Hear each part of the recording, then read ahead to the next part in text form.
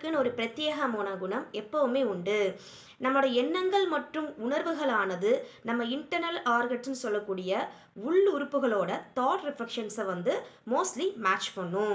இப்போ எக்ஸாம்பிள் ஒருத்தங்களுக்கு வந்து லிவரோட ஃபங்க்ஷன்ஸ் வந்து பாதிக்கப்பட்டிருக்கு அப்படிங்கும்போது மோஸ்ட்லி அவர் வந்து நைட் டியூட்டி பண்ணுறவராக இருப்பார். அதிகமான கோபம், அதிகமாக எரிச்சல் அடைஞ்சிருவார், டக்குன்னு கோபம் வந்துடும். இதெல்லாமே அவரோட உணர்வுகளாக இருக்கும்.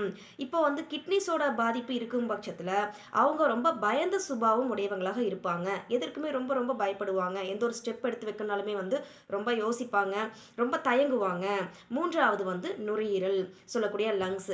லங்ஸ் சம்மந்தப்பட்ட பாதிப்புகள் இருக்குது அப்படிங்கும்போது அவங்களுக்கு வந்து ஒரு மோஸ்ட்லி துக்கம், அதாவது எப்போவுமே வந்து பாஸ்டில் நடந்த ஏதோ ஒரு இன்சிடென்ட்டை மனசில் வச்சுட்டு அதை பற்றியே வந்து அதிகமாக திங்க் பண்ணிகிட்டே இருப்பாங்க. யார்ட்டையும் ஷேர் பண்ணவும் மாட்டாங்க. லாஸ்ட்டாக ஹார்ட்டோட ஃபங்க்ஷன்ஸில் பாதிப்பு இருக்குது அப்படிங்கும்போது பொறாமை குணம்.